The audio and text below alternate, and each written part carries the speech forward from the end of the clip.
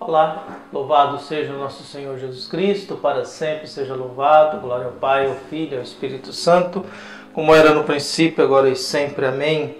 Queridos irmãos e irmãs, paroquianos da nossa paróquia, Nossa Senhora da Abadia, Diocese de Cristalândia, aqui de Lagoa da Confusão, graça e paz, que Deus abençoe e ilumine a todos nós, nos fortalecendo na fé e ajudando a crer cada vez mais no Evangelho de Jesus Cristo e vivendo mais profundamente uma vida de oração na escuta da Palavra de Deus. Unidos na fé, hoje é novembro, nessa quarta-feira, dia 22 de novembro de 2003. Hoje é dia da memória de Santa Cecília, Virgem e Mártir, e também estamos na 33ª semana do Tempo Comum. E o Evangelho que a Igreja nos traz é tirado de Lucas, capítulo 19, versículos de 11 a 28. O Senhor esteja convosco, Ele está no meio de nós. Proclamação do Evangelho de Jesus Cristo segundo Lucas. Glória a vós, Senhor.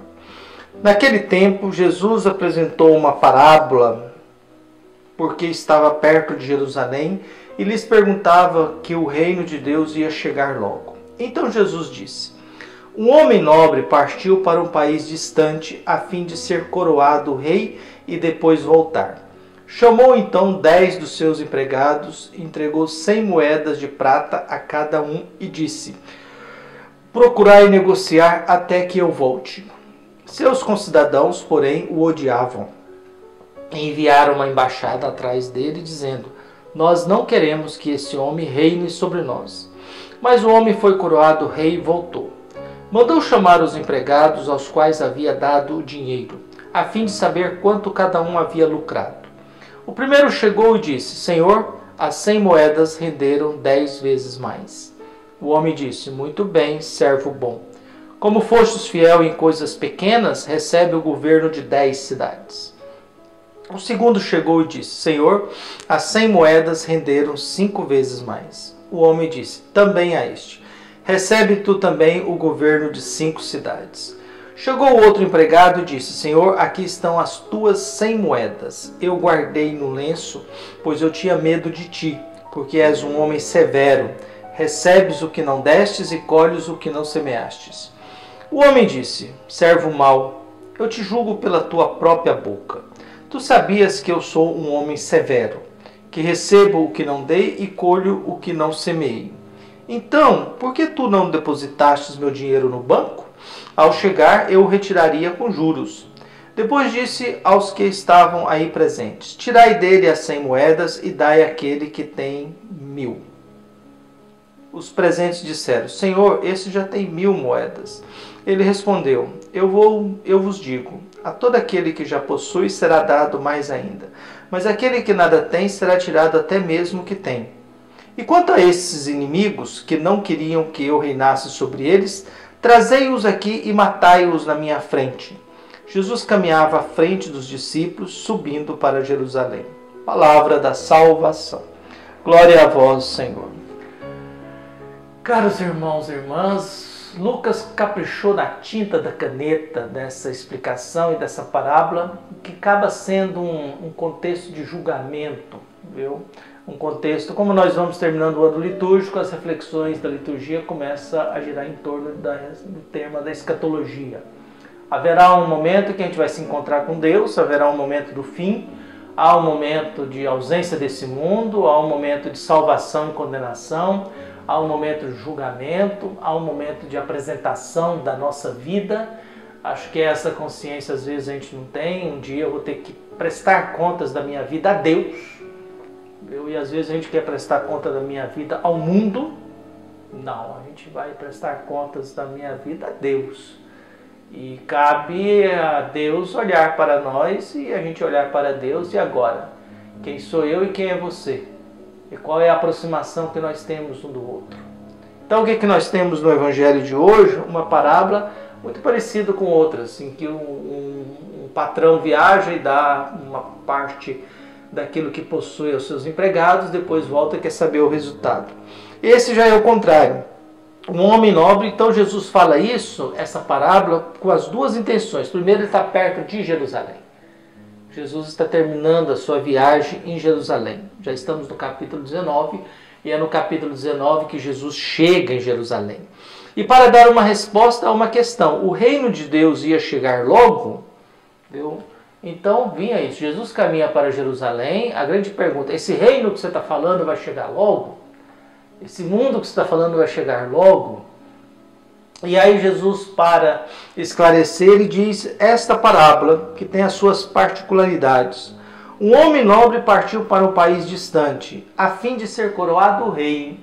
Jesus morre e volta como ressuscitado. Volta como Deus. Viu? Então vem, um homem nobre partiu para um país distante, a fim de ser coroado rei e depois voltar. Chamou então 10 dos seus empregados e entregou 100 moedas de prata a cada um. Em outras palavras, aquele outra parábola diz que cada um segundo a sua capacidade. Aqui não, ele trata todo mundo igual. Ele trata todo mundo igual. Ele trata todo mundo igual. E na igualdade de tratar todo mundo igual, ele não faz como outra parábola, cada um segundo a sua capacidade. Não, aqui todos são iguais. Todos são iguais, são 10, viu? Depois voltou, então 10 dos seus empregados, entregou 100 moedas a cada um e disse, procurai negociar até que eu volte. E havia uma resistência. Seus concidadãos mandaram alguém atrás dizendo, nós não queremos que ele seja rei. Os fariseus não queriam que Jesus fosse rei, doutores da lei não queriam que Jesus fosse rei. Então Jesus chama os 12 e coloca todos na mesma igualdade. É claro que Judas guardou o que Jesus ofereceu e perdeu. E os outros produziram, cada um segundo a sua situação. Então o que nós temos? Existe essa resistência a respeito da coroação desse nobre. Vai com cidadãos, é interessante, são com cidadãos, gente da mesma. Vão atrás para dizer, não queremos que ele seja rei. Mas mesmo assim ele é coroado rei. E ao ser coroado rei, ele volta e presta conta. E peça conta de 3. E aí, o que você conseguiu? Olha, consegui 10 vezes mais. O senhor me deu 100, tem 1000 aqui. Viu? Muito bem, recebe o governo, servo bom, recebe o governo de 10 cidades. Vem o segundo e diz, Senhor, rendei 5 vezes mais, tenho 500. Governo de 5 cidades. Vem o terceiro, faz um discurso, está aqui o que é seu, suas 100 moedas. Você é um homem severo, você colhe o que não plantou, você pede o que não sei, lá, você explora os outros, você é falso, então tinha medo de você e está aqui suas moedas. E aí vem a resposta dele, né? Os outros são servos bons, como fostes fiéis na pouca coisa, recebe o governo de cidades. Esse não, viu?